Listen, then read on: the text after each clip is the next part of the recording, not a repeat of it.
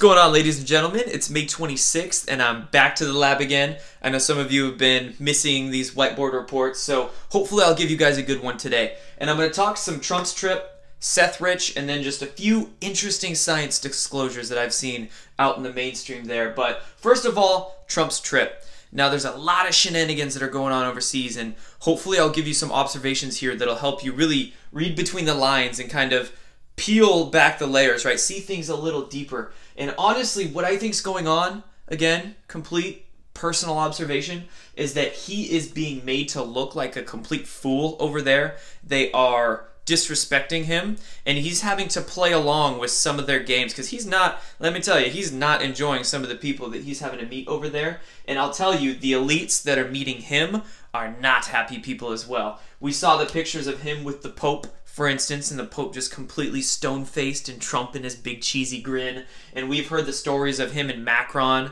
them, you know, going mano-y-mano and death grip shaking each other's hands. You know, so Trump's going over there, he's getting disrespected, he's being made to look like a fool. I don't think he's happy having to kiss that globe and put his hand on the wall and bow to Saudi Arabia.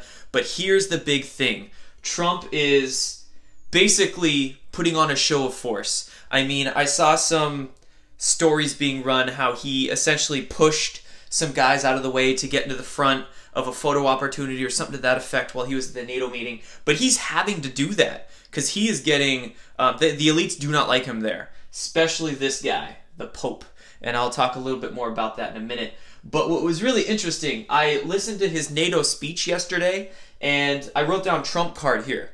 Because again, Trump is standing there with a big shit-eating grin on his face and pushing his way to the front of the line because he knows that he has this. And during his speech, I'm literally going to quote you one of the first sentences that was in it.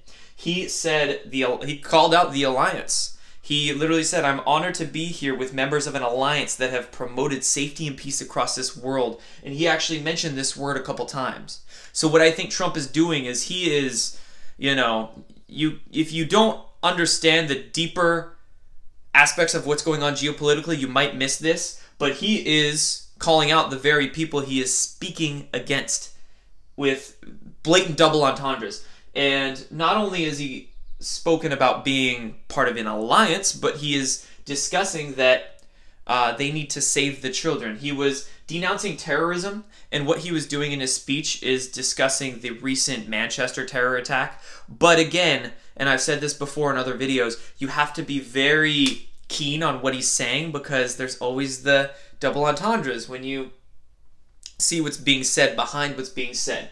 And he denounced, or he professed that they have to save the children. Now again, who is not very happy to be meeting him up there? Who are some of the people that he's against, and what are they involved with?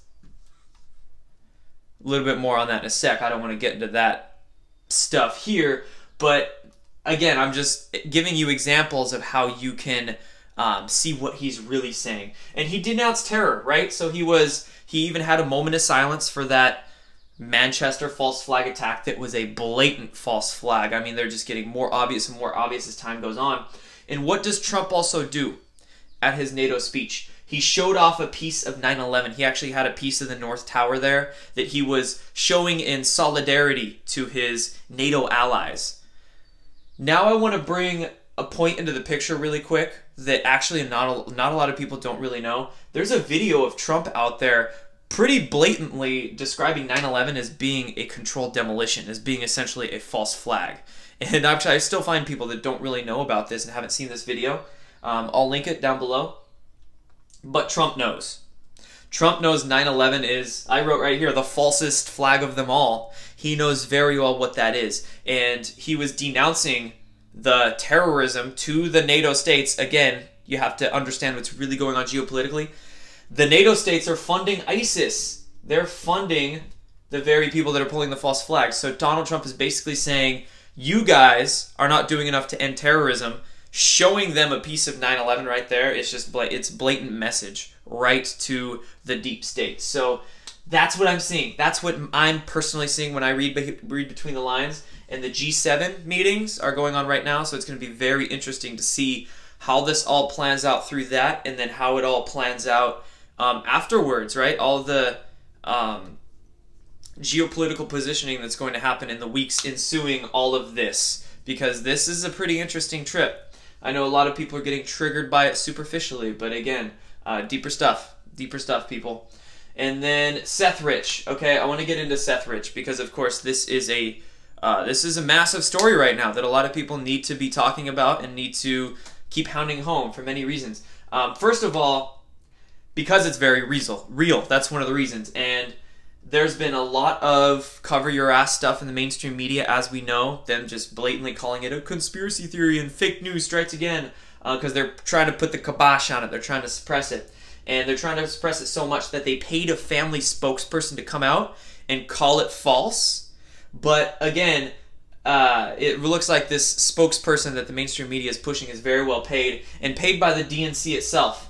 I saw an article on WorldNet Daily where, I forgot this guy's name, but they were basically saying, hey, this dude, this spokesperson is just a paid guy to come out and muddy the waters and spread some disinformation.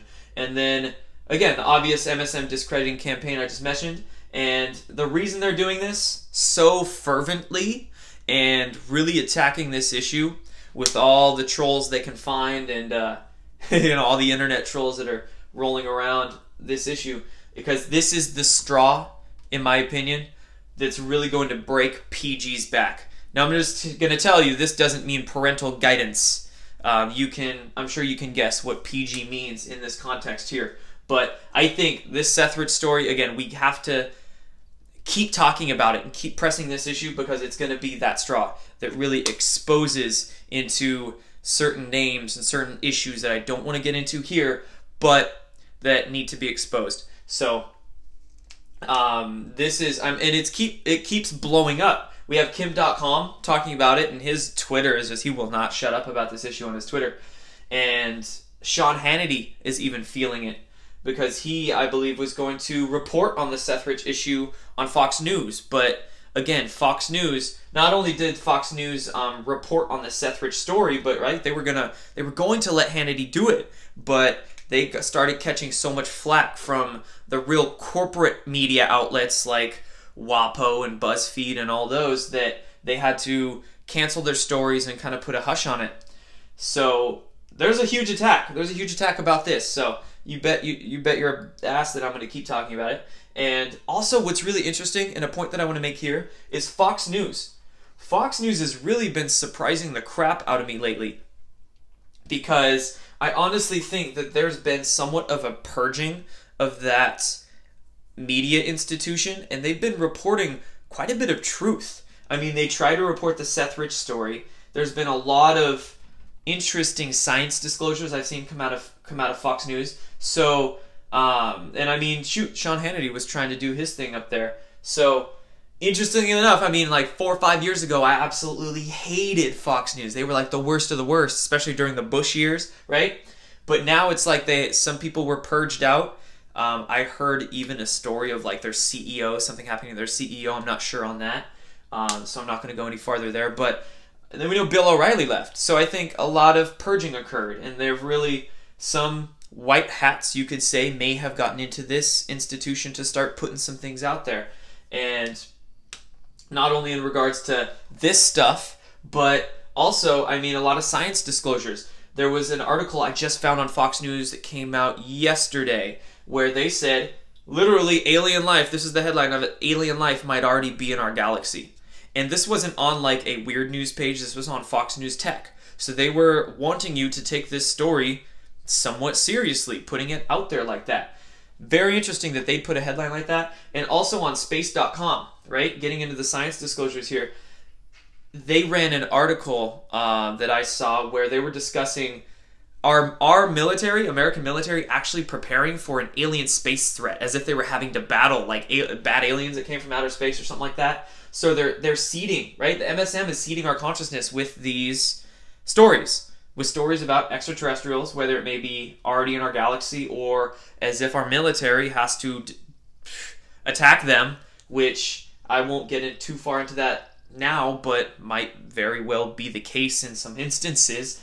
So lots of stuff going on, seeding our brains with true history, true science, and other very interesting things going on behind the scenes. So that's kind of another video that I'm going to do. There's so much stuff that I'm seeing come out of various mainstream media outlets that it's like I need a separate video just to discuss all the science stuff and kind of break down what misinformation and what true information they're feeding us. So I will be doing that, but I wanted to just touch on kind of my opinions surrounding Donald Trump and the show that he's having to play over there, right? He's the hands he's having to kiss, the asses he's having to wipe, but also what